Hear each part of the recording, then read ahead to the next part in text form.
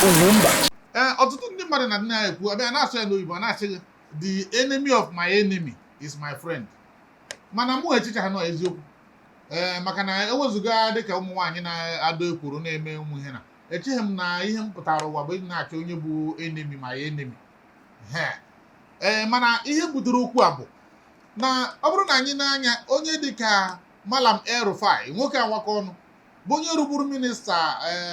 nke Federal Capital Territory bụ Abuja wee mechaa chia na Kaduna State ọ chịrị afọ 8 zuru oke. Ya bụ EL-RUFAI bịara too nke dị egwu n'ụdị na o sozi na ndị na-ekwu ihe na-eme na-abịa n'ugwu. Ugbu a o wee ntụgharị eme ya ọ nọ na nga nwunye wepụta mbọsị a na ebe akwa na-ehusisi ọnụ mmiri ejikwa media nke a wee na-agwa Tinubu na ha so wee tụnyere ya na ha so wee chụọrọ ya nta vootu merie imo. I asked the president personally, I'm talking to the president now. Mr. President, sir, I campaigned for you. I stood up. I went to every nook and cranny of Kaduna State for you. My husband stood by your side. Is this what our family deserves? The ball is in your court, Mr. President. All this can stop if you say the word and believing that you are a father and you know and you can empathize. Please let me know. I'm not asking you to tell them not to prosecute him. I'm just asking you to allow him the basic human right that the Constitution you swore to uphold guaranteed him. Let them give him a bail that he can afford. If he is guilty, let the courts decide. If he is innocent, let the courts decide. Ụfọdụ n'ime ndị be anyị so na-akwado onye bụ nwoke maka na mgbe gara aga ka ọ pụtara kwuo na Peter Obi bụ ezigbo mmadụ na Peter Obi mere nke a na Peter Obi mere nke a chefuo nke niile o kwuchara na mbụ ọ bụrụ ihe gbasara politics. Peter Obi is polling 1% in Sokoto, 2% in Katsina, 5% in Kano. That's why the votes are. All states are not equal. The fact that you are doing 70% in Anambra State does not mean somebody doing 10% in Kano is not better than you. The number of votes in Anambra is the size of one local government in Kaduna State. So all states are not equal. If you poll states and you make them equal, yes, Peter Obi will sweep the southeastern states. He will do well in South-South. Where else? He's not polling well in Southwest, other than a drop in the ocean in Lagos. He is polling in the Christian enclaves in the north. He's polling well, but how many are they? Peter Obi cannot win the election. He doesn't have the number of states. He doesn't have 25% in more than, the last time we checked, in more than 16 states. He can't go anywhere. Peter Obi is a Nollywood actor, and that's all he will be. Yeah, but n'ụbọchị taata enwere ihe anyị chọrọ ilebanye anya n'ọnọdụ ya bụ nwa amadi. Anyị amasị ofu ụzọ bịa anyị ga-aga ebe nke a ga ebe nke a maka na mụ na Epetike onye isi nkụka nọ n'ụbọchị taata. Ya bụ ka nnabata Epetike onye otu m. Epetike UGWUMBA. Odogwu na abụ. Agbanwe dịka news. Ekene m unu. Deme. Epetike EL-RUFAI nọ na nga kamgbe. Enyi 6 count to charge nke a. Ndị nke a gba EFCC apasị ya to ICPC emechasị na ndị House of Assembly dere akwụkwọ petition against EL-RUFAI si na ozu amam gasị na 400 and something million nsị ha afụ ha ebe ego dị ha na-akpọ 400 and something million. Ya bụ na kemgbe ahụ na osi na nga nke apụta ọbanye nke a osi na nga nke apụta ọbanye nke a keretisi fụ ọnọdụ ya bụ nwa amadi. Ndị wa ekene m unu. Ihe EL-RUFAI gbasara m ife pụta na abụ na a very good lesson to ndị be anyị. Ndị be anyị ekene m unu ụmụ okorobịa. Epetike na-ekwukwe ekene m anyị na-edowe mkwụ ada ekenezi na kpọrọ ekene adịghị unu mma ka m nwekwa ekene m. Echọrọ tadụ m ikene unu sef no traditional greeting ka ọ bụ na ihe nna agwa n'obodo gịnị ntị a sị na ọkwa na-enekwu ka esi ahụ ọkụkọ maka etu esi ọkụkọ esi ọkwa ọkụkọ na-ekwe ka esi ahụ ọkwa adịkwa m ka ị ṅụrụ nkwụ na ata ama m ka okwu ji adaghara m ya ihe mmadụ dị ọhụhụ bido n'isi nwaanyị ya bido n'isi isi gbuo onwe dị ọhụhụ dị anyị ofu ka ahụrụ ahụ afọ obodo n'Abia steeti ọhụhụ mba ka a sị gwara onwe mgbe eji sisi kpọ afọ ihe kwuru na so ndị be gịnị ntị ebe El-RUFAI ịma na onye nwa bụ onye mere Tinubu wee bụ prezident maka ọ faịtịrị ndị Hausa faịtị ugwu Hausa to a standstill ebe ọ bụ na o megidere mbụ El-RUFAI ewee abandon ya ewee dobe na kọndishọn ọnọ kịta ewee dobe etibere ime nga ewee were na-agụnịtere ihe iwu niile ọ dagara nke ọ daha ụmụnna gị ntị ka nke ọlụ nke bụ eziokwu El-RUFAI ahụ mete ụnụ politikali ọ chịkwuo na Abuja ya na JAGABAN dị ezigbo mma ya na ndị Hausa dị ezigbo mma o ji gọọmenti n'aka ewee were ihe na-eme ife a na-eme na-atụ ọjọọ njoroko ọpọ n'ịma na-atụ ndị Hausa egwu ọ na-akụmandụ kwu ma hostel ndị Hausa ma peace ha ma ndị nke ọzọ o ji he nche niile marizie ka ọ ya adị ụnụ nwa ma ndị village city boys or city tout na ndị apụtasị na-efe n'elu na-iji nọmba onye isi ala ma ọ jide nọmba nwa ya arụ na chi ime ụnụ na-enekwenu ka esi wee menwu ka maka na ọnwụ bụla ala ji kpalara ma jere ya ka ife emefe ya Ugwumba na-ekwu okwu ka emebi ihe gbasara n'ihe mere El-RUFAI ọ sịkwa ebe ha depụtara ebe a dere onye ụtọ nkọ nchigha azụ lesson dị na ya bụ dat na anyị bụ ndị Igbo che na ha na onye isi ala dị na mma onwebe ihe mere onye isi ala o nwere ka ọ bụrụ na ụmụazị ya na-akpọ city tout ka city boys na nwa ya nwoke na-eje amị nkwụ na-eji achụkọ nwaanyị ọnụ ma ọ na-eje one business or the other ụnụ ya emere ife El-RUFAI melu nna ya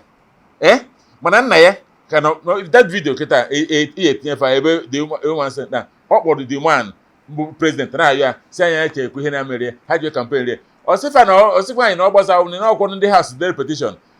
nke bụ eziokwu bụ na ọ chọọ tụtụrụ fon kpọọ George si abịa nwoke ma tụfuo ya George tụrụ kesi atụ ya na dosbin ofe a na-abịaghị zuo ike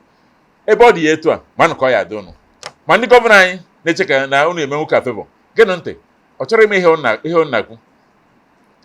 ọ bụrụ nwe chọrọ ka ngwa ụnụ imechi ihe na ihe eme o nwere ndị China na-eme inwe ike na nwaanyị Chinese gị na-adị nnọọ ma ọlọbụcha gị ndị eke ha bịakwute ka ọ taa mmọnwụ ọ dị na ya ata mmọnwụ o nwelu asụsụ dị na China ha ji ejide onye ọbụla n'ọrụ o megide ha na gị na gwodo ọsọ wome ntụ ngwa ọrịa mana isi agbaka nwaanyị ahụ what it means bụ we the Chinese ọkọ megide ha na asị ọmụnịchọ iwu emekwuru onye bụ why gwọrịa na anyị nwa women ọsịazi na-ekwu women we the Chinese money go the woman ata adị tatatatata ya taruo na even na last card onwere the same thing with ndị obodo ya gị na ha megide ha na okwu ha wee pụọ ebe na asụ o wee bana mgbati ị na-ana so gị bụ onye chere gị na ha yi ụnụ ha ebe n'oyi ịyata afọ ya nene ihe mere El-RUFAI nene ihe na-eme El-RUFAI ka ị mara ihe eme gị ekenekwe m ụnụ ọ dị mma n'afọ 2003 ọ dị m ka n'afọ 2003 ọtụtụ n'ime anyị ga-erota onye a na-akpọ Okwele Holdings John Nebolisa Morris Iboko ya eji akụ egwu Okwele Holdings nke Oliver kọkọtara n'egwu mgbe ahụ ụfọdụ n'ime anyị ama ha na o mechara gaa banye into politics wee nọchie anya ndị ọkaigwe na House of Rep o wee ruo mgbe emekọtara achọ ịchụtụ Obasanjo n'ọkwa Morris wee gaa soro ndị House of Rep kwunye na ndị na-asị na anyị ekweghị na akweghị na Obasanjo jikwa bụrụ ka o jikwa mee nka e wee naghachi azụ n'ikpe o nwere kamgbe 1992 wee gaa bonite na Morris gburu onye ọcha wayo wee resie ihe na-adịghị na ya na ndị otu mere 419 ikpe ahụ ka ekpegidere Morris Ibekwe nọ na nga wee nwụọ pii ọkwụfụ gọọmenti enwezụga Chineke ihe ọzọ after Chineke bụ gọọmenti ọ kachasị na Naịjirịa ọzọ bụ na ọ bụrụ ha na ibi na ụlọ ugegbe biko a ga na ọgụ okwute maka a ga-atụrụchiri gị ụlọ ịmara ha na enwere etu ọnọdụ si dịrị gị a ga na-etinye aka n'ihe dị agha ịnere anya onye dịka Epitike kwuru onye dịka ya bụ nwa amadi El-RUFAI o torugo nke bụ na o sozi na Kingmakers icheke ihe eji na-eme ihe a bụ na ọ bụrụ na ọ pụtara kwuru ndị be anyị n'azụ kwuru Peter Obi n'azụ dịka ọ kwadoro ịkwụrụ maka o bido na kwuwe ya ọ bụrụ na ọ pụtara kwuru ịdịgoro show na Kaduna steeti abanyego na akpagba ozugbo ya bụ na Jagaban maara ihe ọ na-eme na nwoke ma nọrụgodu na nga ka emechaa ihe a na-eme echebu na a chọrọ ka ọ nọrọ na nga ka emechaa primaries mana ọ dị ka ọ chọrọ ka ọ nọrọ na nga ka emechaa ma elekshọn n'onwe nwunye wee pụta wee batiwe mkpu ịma na anyị wabụ ndị Igbo anyị uche anyị adị agbawo nwe anyị na-abụrụ eche ihu eche azụ anyị na-ekenekwe El-RUFAI na ọ kpọpụtara kwado nwanne anyị nwoke mana enweghị onye ma ihe dị n'ihu ma ọ bụrụ na eruru ebe ahụ ụghọkwa etuto toro na mgbada wee nye Peter Obi na mgbe a zọtara ya bụ ihe maka na ihe soro okwu abụghị na Jagaban adịghị emeta ọfụma nọ ihe anụ ha gburu etu esikewe ya bụ na ọ bụrụ na ị nọ n'ọnọdụ ọbụla tata i chere na ị nọ na nọsa asa i wee na-asị onye a ga-eme m gịnị onye ọbụla na-akwado nwoke ma amarụgo na ofu ihe njila ike ya bụ na ọ na-eme enye ndị ebe ọ ya ka o ji na-adabara ya na wike ya bụ oruo mgbe a ga-ekpopụ gị n'akụkụ imekọtasị ọnwụ ma ọ bụ asị gị mee nke imekọtasị ọnwụ gọọmenti maara ebe oto ị na-agba n'ime dịka anụmanụ a ga-ejide gị ebe ahụ nyụọ gị ịkpakwụfịa gị ọnụ o wee kpụrụ m tupu echi m na nke a pụọ wee kpụrụ akụ na uche m bịaruo n'imirikiti ndị gọvanọs ndị Igbo na-akwado Jagaban na gọvanọs ndị be anyị niile na-akwado Jagaban openly a da-emekwa ihe n'anya ọma maka iruo na be ha maara ihe dị mma kama na dị ụtọ na ha ka so eketa ihe awesi etu ọ dị ya dịwa amaghị m mgbe dịka enwere etu Naijiria si tụgharịzie nke bụ na gọvanọs bụ ndị na-ejide prezidenti na mkpụrụ amụ mgbe ahụ maka ma mgbe Obasanjo na Kedafi Atiku na-enwe nsogbu Atiku ji most of the governors ya na ha na-adị na mma a wee chọọ ịgba nwoke ma mkpụrụ amụ mana ọ rụziri kịta gọvanọ ọbụla na-ekpuzi okpu Jagaban amaghị m etu esi kasịcha ha nkụ ịjụọ m sọ ihe m ga-agwadebe gị bụ na ha maara na obodo were etu ọ dị na skelet ndị na kọbọd ha na ọ bụrụ na emekata kpupee ya na arụ merụ ya bụ na tupu ịpụtara ya bụ ọgụ ọtụrụkpọkpọ biko ọnụ kakwa ya aka ọ bụrụ na Peter Obi mekọtara abụrụ na afụgo ihe ọbụla Peter Obi kwesịrị ịnọ ebe a ga-atụ m ihe bụ n'ime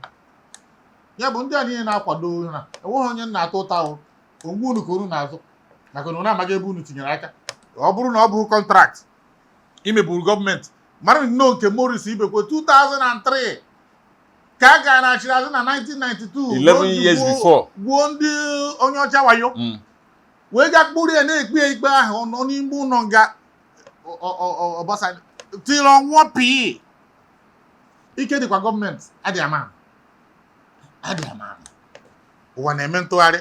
ya bụ na nwunye ya bụ onye na first lady sobu na-eme kogana makwa ndị anyị bụ ihe ọbụla El-RUFAI na-agabiga tata nwere ndị o meri eme nke ka mgbe ha nọ dịka mana Abuja mana Kaduna anyị echefuona na El-RUFAI so n'ihe kwalitere Muslim ticket o wee na-ekwo gagharịa ebe ọbụla n'ọha bụ ihe gara kpọbata ndị a na-enye anyị nsogbu tata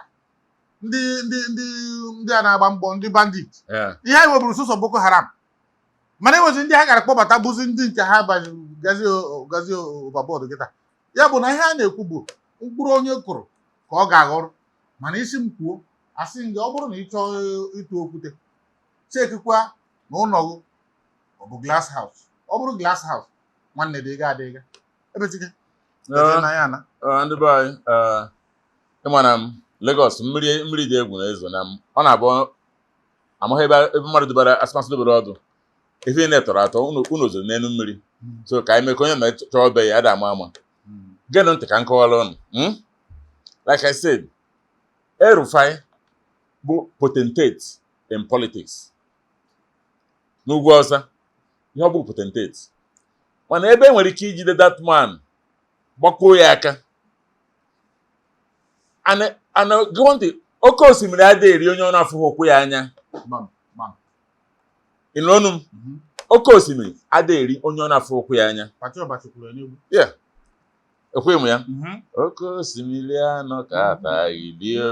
onye ọbụla ka ọ na-afụghị ụkwụ ya anya ọ hapụzi nketere tere ya na ihe onugu ahụ enugu eji agụ egwu so maka ndị na-ekwu maka awa gọvanọ site na nwoke m akwụ unu na-akwụrọ maka o si ịmana na-akpọ IBB Maradona IBB ahadụ Maradona IBB bụ Steven Keshi na onye nka bụ Maradona ọkpa ga-etu i na-asị ọgịnị megị ife a ọkpa ga-etu a because na ka o si na ihe mere this man kịta El-RUFAI m n'ụwa niile na-enwere ike ịma oge ọchọ ịbata bụ from ha jọso ndị be ha jekwuchi airport na ya eme arrest na ya eme arrest nnukwu oblivo na ngụ ya kana maka ndị Amerịka sị gị you can't win City Hall bụ ihe anyị na-akpọ White House na City Hall bụ ebe local gọọmenti chairman na-anọ asị gị you can't win City Hall maka na ọ bụrụ na osi ike ebogi ji na aja ị na-azụ onwe gị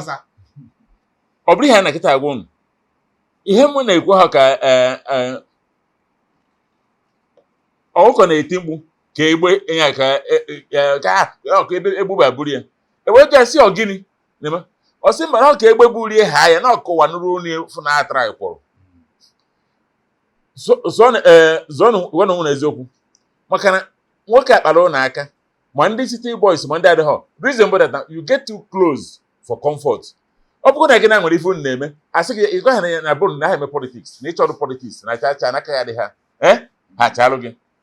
ọ bụrụ na ịbụ gọvanọ ewezi gị isi ya biko na ife ịbịara maka ichigoro ndị bụnụ na ahụ onye ya chi afta na makara m ya echegharị ya maka ihe eji ekwu obodo na bụ nke makara statement n'aka nwoke a ọ dịghị mma ị mara ihe anyị na-ekwu ọ dịghị mma ị hapụ ịmanụ mana ihe nchọ ka unu mara ọbụla na-enenu ihe merụ El-RUFAI emechabeghị o maka mbụ ụbọsọ ya pụta nke bụ eziokwu obodo na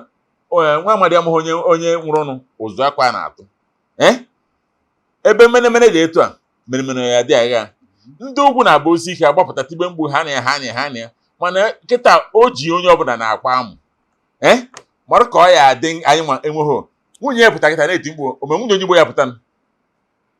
ya pụta ezighị ha dị emegbuo ihe mgbe ori ụmụ ya mana nwaanyị pụta na-eti mkpu kịta ndị be ha na-eti mkpu ụmụnna ekenekwe m ụnụ ọ dị mma enere m anya ama m na enwere mgbe Cubana chief priest pụtara zọọ ọchịchị wee daa ya dawa isi ọ dịghị anya ewepụtara mana o nwechara 14 vote na ọ ya ka na-ekwu 14 out of gịnị ebe a ka ị ga-anụ ọ dịghị anya ewepụtara ya vidio ebe ọ na-ekwu ihe ọbụla ọ na-ekwu maka na ya bụ onye Igbo